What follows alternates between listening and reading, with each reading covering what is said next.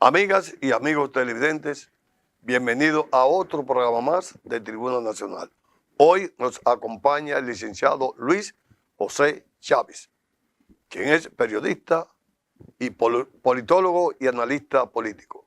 Con él vamos a hablar temas importantes de política, de economía y de política internacional. Pero antes vamos a unos mensajes comerciales.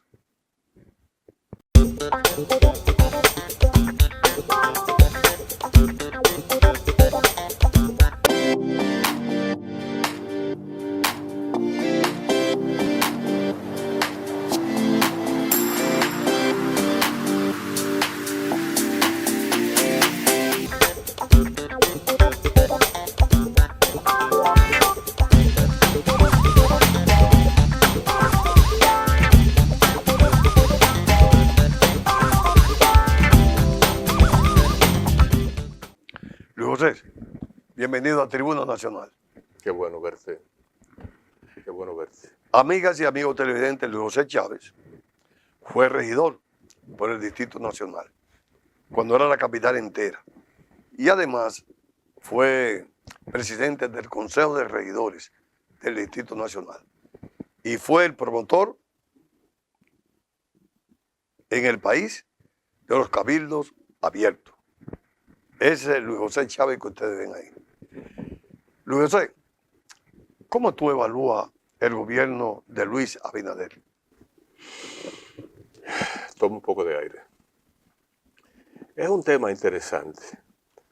Bueno, nosotros no estamos descubriendo nada nuevo al responder a esa pregunta que tú estás haciendo, porque si hay algo que conocemos en el país y en una buena parte del mundo, es que la República Dominicana se ha convertido en un modelo de buena gestión de gobierno en los últimos cuatro años, se puede decir, a partir fundamentalmente de la pandemia que se inició en el año 2020 y que fue básicamente el escenario en el que inició su gestión el presidente Luis Abinader.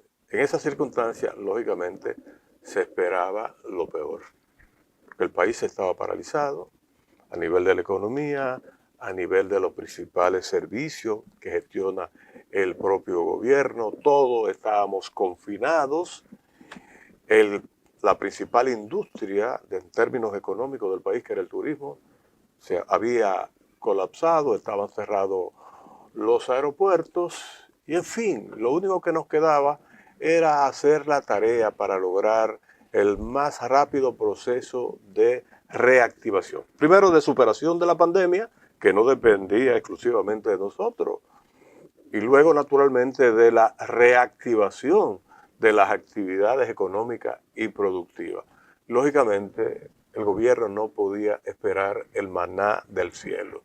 Sabía que tenía que hacer el trabajo necesario, no para resolver el problema mejor y primero que todo el mundo, pero sí, en la medida de sus posibilidades, acelerar ese proceso. Y resulta que la República Dominicana fue reconocida por diferentes instituciones por haber logrado prácticamente la condición de haber sido el país que mejor gestionó, por lo menos en la región, la crisis sanitaria generada por la pandemia. El presidente Luis Abinader recibió un reconocimiento de la Organización Mundial de Salud, la OMS, con muchísimos méritos para recibirlo.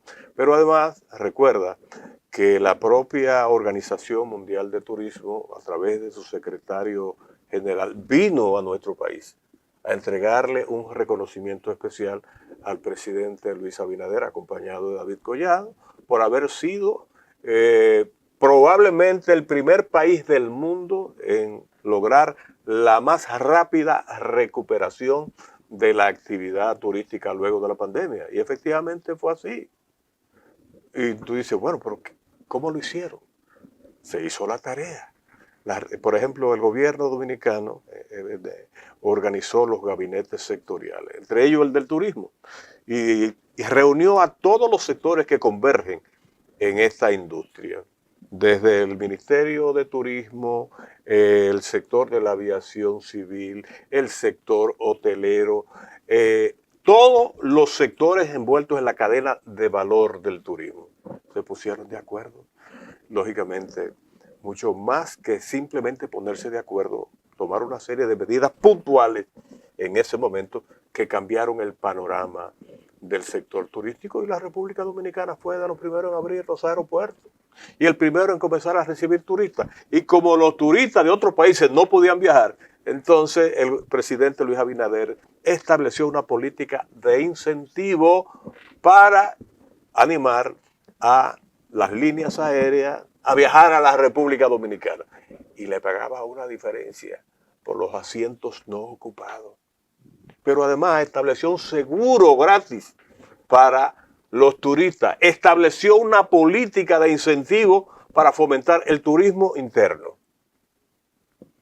¿Por qué? Bueno, si queremos recibir turistas internacionales, debemos tener los hoteles abiertos. El presidente Abinader y el ministro de Turismo, David Collado, convencieron al sector hotelero, comenzando por su institución matriz, que es Azonadores, para que se iniciara antes de tiempo, se podría decir, la apertura de los hoteles. Y eso se logró. Se abrieron los hoteles. ¿A quién atendían los hoteles abiertos si no estaban llegando suficientes visitantes internacionales para justificar lo que significa operar todo el entramado de complejidad que significa la operación de un hotel? Un hotel de 1.500 habitaciones. ¿Puede trabajar para operar 50 habitaciones? No. Entonces, lógicamente, esa estrategia de fomentar el turismo interno con facilidades otorgadas por el Banco de Reserva en una sociedad que estaba ya acosada por el confinamiento, harta de estar metida en cuatro paredes. Cuando le ofrecieron esa oportunidad, los dominicanos de clase media y los demás abajo comenzaron entonces a aprovechar, y la familia comenzó a ir a los hoteles. Entonces, junto con los dominicanos que comenzaron a utilizar esos hoteles, principalmente en fines de semana, comenzaron a llegar los turistas. Y las líneas aéreas aumentaron el flujo de vuelos desde diferentes destinos. Entonces, eso justamente creó las condiciones para que la República Dominicana se convirtiera en el primer destino turístico que comenzó a operar de manera estable después de la pandemia. Entonces, diciendo esto, te puedo decir que ese fue uno de los principales avances que se le pueden reconocer sin discusión, los dominicanos, al presidente Luis Abinader. Lo que tuvo que ver con el control de la pandemia y lo que tuvo que ver con la recuperación de la actividad turística. Pero después de eso, bueno, pues también sabemos que la economía dominicana lideró la recuperación y el crecimiento a partir del año 2021, con un crecimiento en ese año de un 13%. En el 2022 bajó un poco, pero se mantuvo por encima del promedio de América Latina. En el 2023 en un 5% y en el 2024 en un 5.5%. Nosotros somos líderes en crecimiento económico en América Latina. Sí, pero Después de Guyana, que es un fenómeno especial. Pero nosotros tenemos 50 años junto con Panamá con un aumento de más de un 5% anual.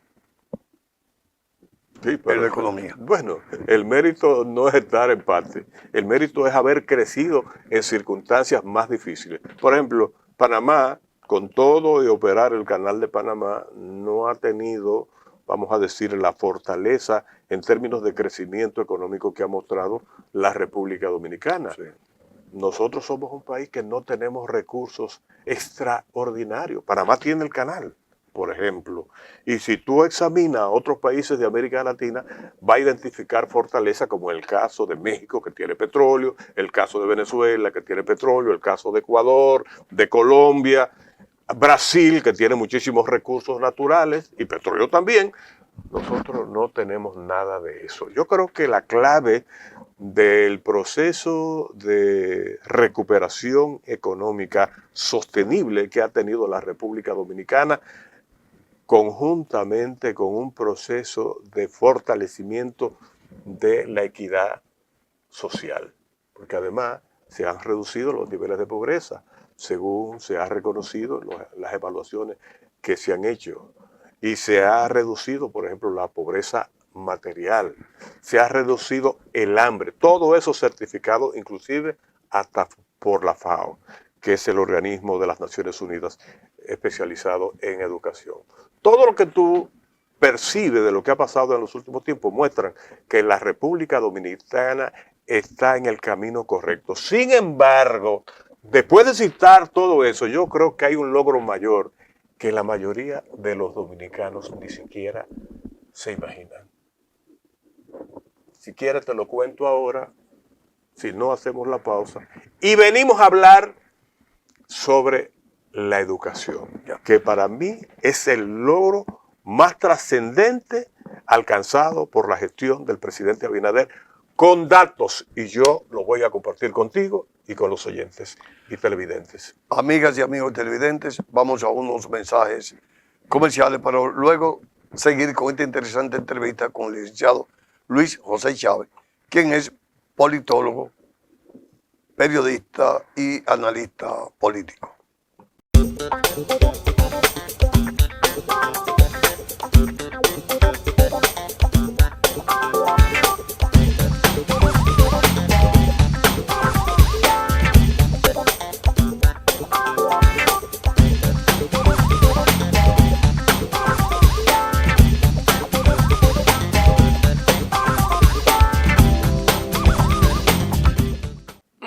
Luis José, seguimos evaluando la gestión del presidente Luis Abinader.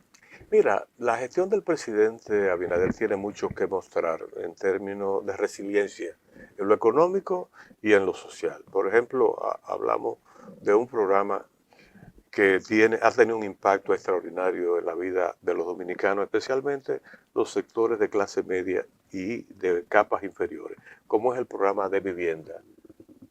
Se han hecho más viviendas en estos años que en muchos años previos, en condiciones evidentemente más favorables. Pero aparte de eso se ha llevado a cabo un programa de titulación, que tú no te imaginas lo que eso significa. Un valor extraordinario para en la familia. Cientos de miles de familias. Tú no te imaginas lo que han pasado los miles de dominicanos que desde hace mucho tiempo tienen propiedades, tienen vivienda, por ejemplo, implantada o desarrollada en áreas no tituladas, que le ha puesto prácticamente... Por lo menos en Capotillo y en el Sánchez Luperón. Bueno, todos esos barrios de la parte sur del Distrito Nacional tenían ese problema, ese grave problema. Pero también lo tienen los campesinos, que tenían una propiedad Del IAD. agrícola y no tenían entonces el título. Todo eso se ha ido resolviendo. Óyeme, Con una voluntad política. Con una voluntad política y lógicamente un esfuerzo creativo e inteligente, porque evidentemente la inteligencia tiene que ser aplicada y hay que buscar los mecanismos para que funcione. Y en ese caso el gobierno ha creado las condiciones para resolver el problema de la titulación. Y ahí están cientos de miles de familias que se han beneficiado de los planes de vivienda y de titulación. Para mí eso es un logro fundamental. Otro logro para mí, antes de entrar al tema de la educación, que para mí es el principal aporte y el más trascendente aporte del gobierno de Luis Abinader, por ejemplo, es el tema de la migración. Este país era un gran desorden a nivel de migración, un terrible desorden a nivel de migración. Aquí, por ejemplo, se promulgó en el año 2004 la ley de migración. ¿Y qué pasó después que se aprobó la ley de migración? Que fue el presidente Hipólito Mejía que la promulgó. Justamente el 15 de agosto del año 2004. ¿Tú sabes cuántos años pasaron para que se hiciera y se presentara el reglamento de aplicación de esta ley? 7 años. En el año 2011. En el año 2011 esperamos 7 años para aplicar la ley de migración porque no existió la voluntad política desde el Estado, desde el gobierno, para justamente crear el instrumento necesario para que la ley funcionara y se aplicara. Pero resulta que cuando este reglamento se promulga de manos del presidente de entonces, Leónel Fernández, no se hizo nada, no pasó nada, simplemente se aprobó.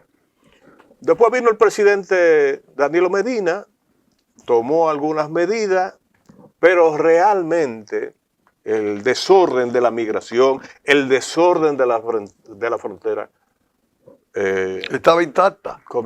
siguió de la misma manera. Entonces Luis Abinader, desde el primer día de su gestión, dijo que iba a aplicar la ley de migración. Y eso ha implicado lo que hemos visto, no solamente por la atención que le ha prestado al funcionamiento, a la aplicación efectiva de la ley mediante la persecución de los ciudadanos que han estado en el país de manera irregular o ilegal, sino porque también ha blindado, o por lo menos ha hecho un intento de blindar la frontera.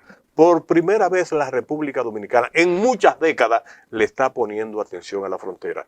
Tú dirás, bueno, se hizo una verja perimetral que no resuelve totalmente el problema. Es verdad, la gran verja que tienen los Estados Unidos no resuelve el problema Pero por lo los menos cruces hay una ilegales. voluntad política. Pero hay una voluntad política. y se ha casi triplicado el número de militares asignados. Se han creado condiciones para que esos militares se dediquen menos a las prácticas indebidas que muchas veces incurren para hacer su trabajo. Y hay una presencia de la autoridad a través del Ministerio de Defensa y del propio presidente de la República en función de darle seguimiento a lo que pasa en la frontera. Se han creado incentivos de desarrollo, se han hecho inversiones que han triplicado las inversiones que destinaba el Estado a través del presupuesto nacional para apoyar el desarrollo de la frontera. Eso se siente más, por ejemplo, en zonas como Pedernales, que estaba encabezando el mapa de la pobreza de la República Dominicana, con inversión y proyectos en desarrollo, con un nivel de planificación que nunca se habían conocido en la República Dominicana. Pero vete también a lo que está pasando en Barahona con la puesta en operación después de esperar prácticamente 14 años, de la presa de Monte Grande, la obra de desarrollo estratégico más importante del suroeste. Así la planteaban precisamente los habitantes de la región suroeste, clamando por la finalmente operación puesta en servicio de la presa de Monte Grande, que tú sabes que se inició, se anunció en el año 2008, se inició operativamente en el año 2009, en el año 2013 el presidente Danilo Medina dijo que iba a darle velocidad para poner en servicio esa obra en el año 2016. Bueno, pasó el 16, el 17, el 18, el 19 y el 20 y nada. El presidente finalmente la terminó. Pero si miras hacia la frontera, hacia otra zona de la frontera, te das cuenta que lo que está pasando en la parte noroeste de la República Dominicana es una cosa extraordinaria. Lo que está pasando, por ejemplo, en Montecristi, en Manzanillo, y esa zona realmente no tenía parangón. Aquí los gobiernos no habían mirado hacia la frontera.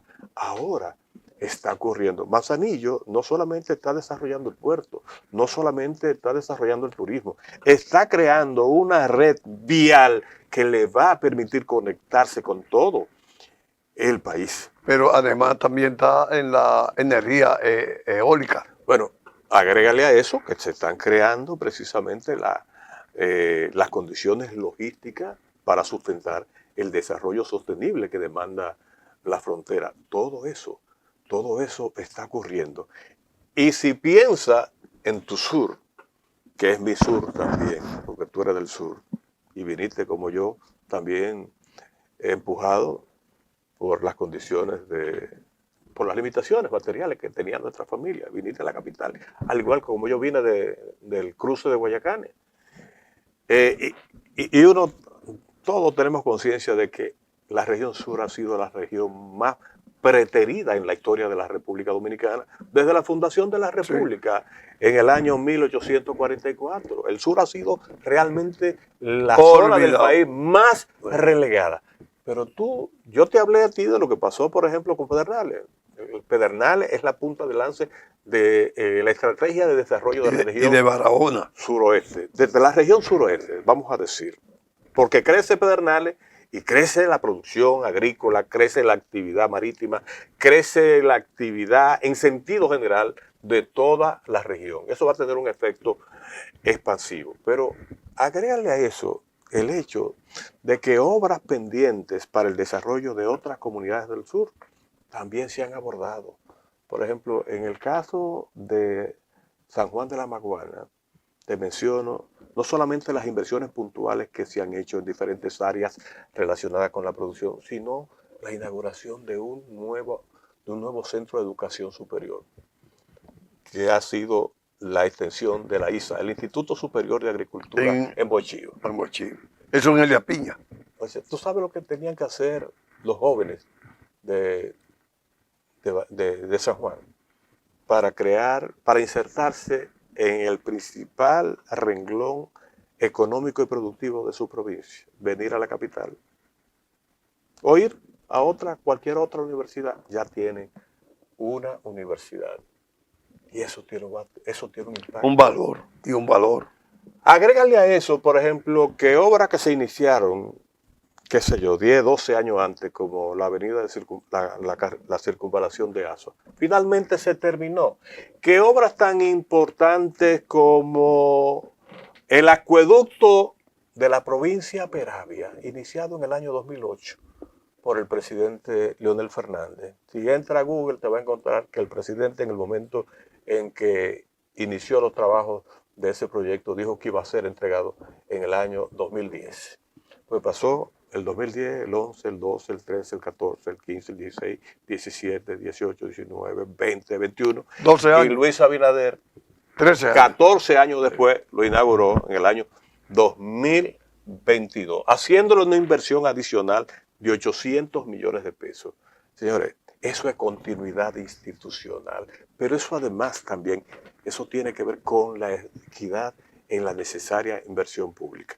Y me estoy desviando de una cosa con la que yo vine en la cabeza, que es hablar sobre la educación.